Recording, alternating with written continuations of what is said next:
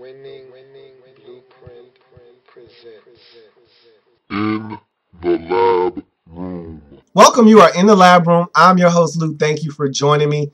It's Thursday. We're here in the Lab Room. Lot to get to. I've tried to hold my water on a lot of these topics and just focus in on breaking down these drafts, but I couldn't hold it any longer. I had to come and do an episode of In the Lab Room, and so let's just run through these topics as fast as possible and let you get on with your day. So first I want to start with a couple of retirees. And the first, ho-hum. Gerald Sensabaugh, after 8 years in the National Football League, is deciding to hang up his cleats. He had interest from the Tennessee Titans and from the Arizona Cardinals, but at the end of the day, football just wasn't as fun for him anymore. He did not want to play, and he decided to retire at Dallas Cowboys. So, Gerald Sensabaugh, I bid adieu. Farewell, sir. It was a nice career. Have fun with the rest of your life. Hopefully, it is very fruitful and very successful for you in the second half of your life. But I want to get to the more prominent retiree, and that's Ronde Barber. And if I may, one last time for Ronde.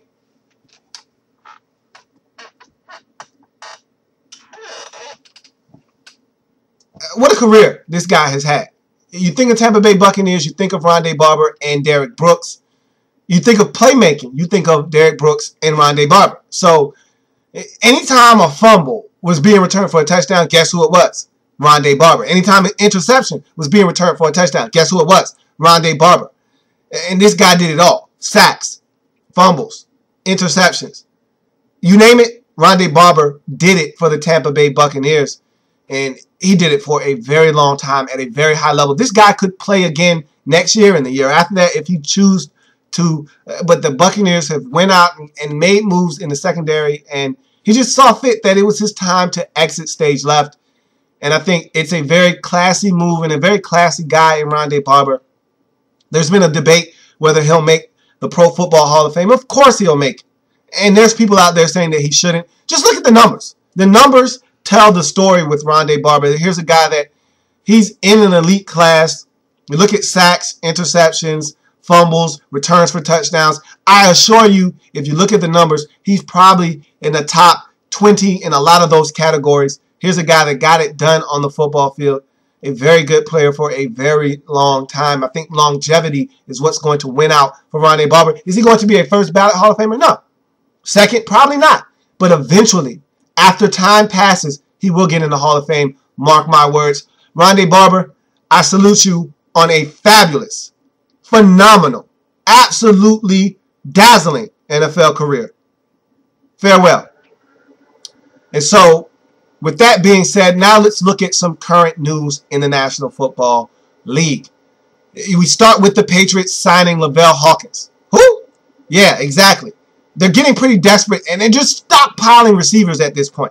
They're just getting anyone that has played in the National Football League at the receiver position, adding them to the mix, and then at the end of the day, they're going to take the best 5 and put them on their roster. Good luck, New England Patriots. You have a hodgepodge of nonsense going on at the receiver position. Hopefully, you can find 5 receivers who are worth 10 cents. We know Danny Amendola is there. You did not re-sign Brandon Lloyd, so honestly, I don't know what the Patriots are doing at the receiver position. Luckily enough for them, they got talented tight ends, so if all else fails, you can just throw the football to Gronkowski and Hernandez 100 times a piece, sprinkle in some Danny Amendola, and just keep it moving. So hopefully they'll figure it out in New England. They always do, but Hawkins on a 2-year deal, I don't even expect him to make the roster. But we'll see how that goes down. Speaking of receivers looking for work, Joshua Cribbs has been taking his NFL World Tour around the league, visiting team after team after team, looking to find the right fit for his services. And recently he visited the Oakland Raiders, and the Raiders, like what they saw, like what they heard, offered him a deal. He did not accept the deal. It's still on the table, but he's moving on, continuing his tour around the league. Next up, New York Giants, and possibly the Jets as well while he's already in town. We'll see where Joshua Cribbs ends up I think this is a guy that can help you, especially in the returns game. I think he's got a little bit of juice left in the returns game. And I think if he focuses in on receiver, he can be a solid receiver for you as well. Is he going to catch 80 grabs and get you 1,200 yards receiving? No, that was never his game. But a guy that can get you 49 catches for 622 yards and 4 touchdowns and add some value to your returns game, why not? The Raiders could certainly use a guy like that. So could the Jets, and so could the Giants. So I understand the interest in Joshua Cribbs. He'll land somewhere here shortly. We'll keep an eye on that as well. Let's switch gears and get to some NFC East news. Word out of Philadelphia Eagles minicamp, Michael Vick taking first-team reps. Go figure. Who would you think would be taking those first-team reps? Dennis Dixon? I cracked myself up. Dennis Dixon started for the Philadelphia Eagles. Man, that's funny. Anyway, Vick starting at quarterback is not a surprise to me. Shouldn't be a surprise to you. I expect him to be the starter. Barring any catastrophic injuries in camp, I think Vick's your man. Will he be the starter for the full season? Probably not. We know Vick gets injured every year and never plays a full 16-game slate. So it's to be expected that someone at some point will have to step in for Vick. But day one, Eagle starter has to be Michael Vick. I think he's the most talented. I think he's a perfect fit for what Chip Kelly wants to do with this offense. And I see Vick being the go-to guy for the Philadelphia Eagles at the quarterback position. You look at the Redskins. Their owner, Daniel Snyder, coming out and saying, hey, we will never, ever, read my lips, never, ever change the Redskins' name. I wish these people would just stop. Stop. You've been trying this for years. Years. The name's not going anywhere. Okay? It's been the Redskins since the beginning of time. And to think that you could just come along, hey, we're offended, you need to leave it alone. Stop it. There's nothing wrong with the name. And yes, could someone be offended by this name? Absolutely. But the name itself wasn't meant to be derogatory towards anyone. It was actually made out of a gesture toward his own people. The Redskin moniker came from an Indian himself. So to think that this is meant to be disrespectful toward anyone is absurd. And yes, there is a certain connotation to this name, but it's what people have lived and eaten and slept. It's what people have consumed over the last 80 years. It's all they know. And to just up and change it. Now, what are you going to change the name to? First of all, if you want to change it, what are your suggestions? I've heard some of the most asinine names. Names that you couldn't even fathom being a real name in the National Football League. It's the Redskins. It needs to be the Redskins. It needs to stay the Redskins. It's going to stay the Redskins. I'm done with that. And sounds like Daniel Snyder is done with it as well. Kudos for that. And so that takes me to my extra point. It's a touchdown. Throw it up. I'm going to tackle this quick extra point. Got 2. So we're going for 2 with this extra point. Start off first with Tim Tebow. Look, I've been down this road many a times. And you know how I feel about Tim Tebow. You know how I feel about that situation in New York. It was a mess. It shouldn't have been that way. Look, I've went to task on this Tebow thing. I've talked about it at great lengths. And I'm not going to sit here and give you a long, drawn-out monologue about Tim Tebow and why he should or shouldn't be in this league. I'll just say this. 2 coaches, of course, anonymously, have come out and said, hey, we don't want the circus that is Tim Tebow. And that's why he can't be on our team. Tim Tebow is a football player. And he belongs in the National Football League. He should be on someone's roster. But at the quarterback position, I'm not sure. If he's willing to switch positions, I think there's a place in this league for him. But look, at the end of the day, it doesn't matter if Tim Tebow is your personal protector, your backup quarterback, your fullback, or your tight end. He's going to be a distraction. And it's not his fault. This guy is a polarizing figure, and wherever he goes, doesn't matter. If he's a backup tight end, your tight end drops a touchdown pass, Tebow, put Tim Tebow in there, he'd catch the football. You're going to hear it from everywhere. And it doesn't matter what position he's playing. This guy could be the personal protector, for God's sake. They're going to make noise, and they're going to want to see Tebow in some capacity. And so it is what it is. At the end of the day, the media has created this monster, this larger-than-life machine called the Tim Tebow experience, and there's no way to turn it off.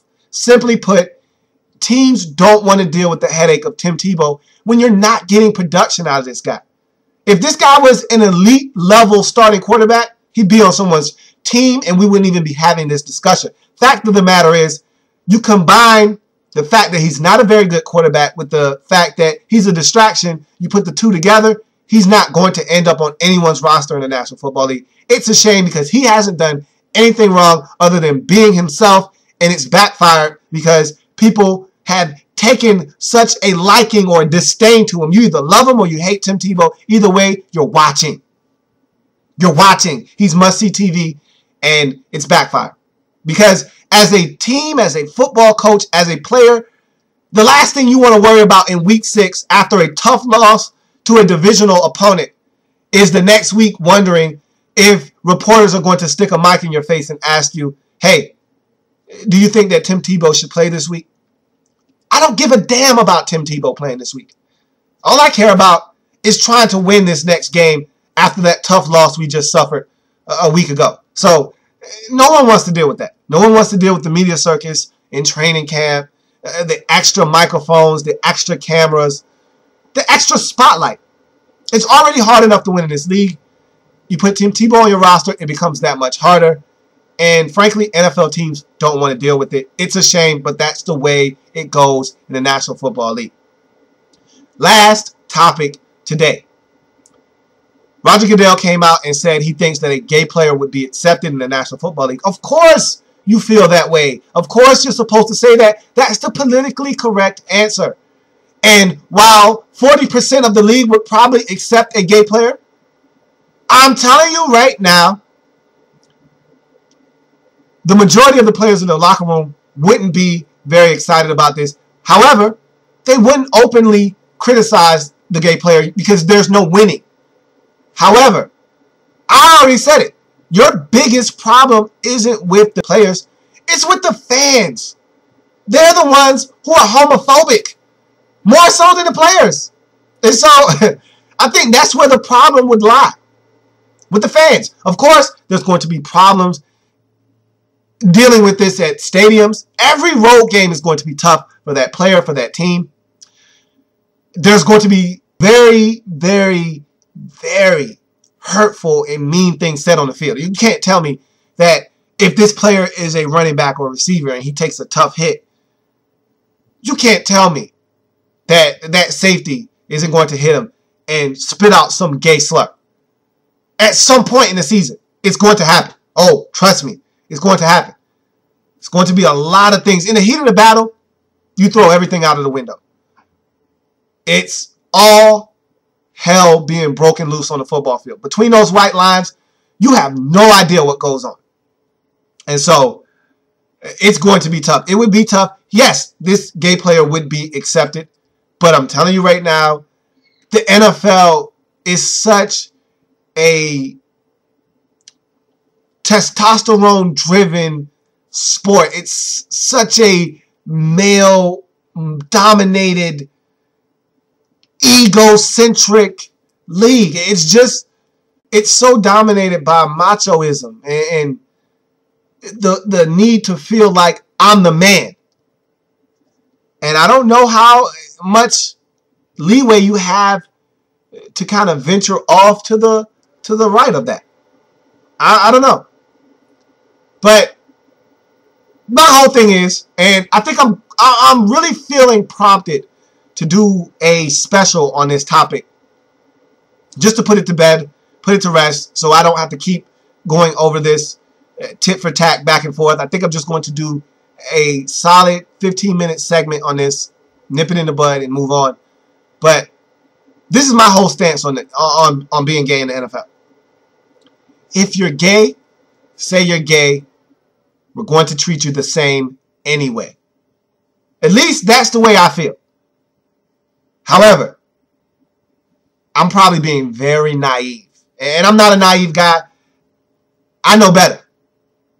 And I've talked to people. Not people that play the game, but people around the game. I've talked to fans around the game. They want no part of a gay player. And so it's going to be tough. But that's going to do it for this edition of In the Lab Room. I thank you for joining me. As you know, plenty of ways to contact or view this show. There's Facebook. In the Lab Room is the Facebook page. Like the page. There's Twitter. At In the Lab Room is the Twitter handle. Please feel free to follow me on Twitter. I'm starting to tweet a lot more. I'm getting better at this tweeting thing. There's YouTube. Please subscribe to the page if you haven't already done so. Louis T is the page. Subscribe to the page. There's plenty of content coming out of this page, as you already know. Also, there is the inbox. In the lab room at gmail.com is the inbox. You want to drop a message in there? Feel free. It comes directly to me. If you contact me through any one of those social media websites that I just mentioned, it'll come directly to the inbox anyhow. So if you want to skip through the middleman and come straight to the inbox, feel free. In the lab room at gmail.com is the way to do so. I'm also on beforethesnap.com as a contributor to that site. I do a blog and I do a podcast every week with a couple of my co-hosts.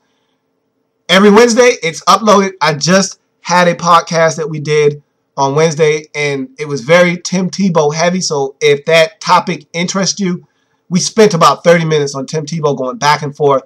I thought it was some great dialogue. Please check it out. Beforethesnap.com is that site as well. And so that's going to do it for me here in the lab room. As always, take care of yourself. And if it's in the NFL, whether big or small, we cover it all here in the lab room. Take care.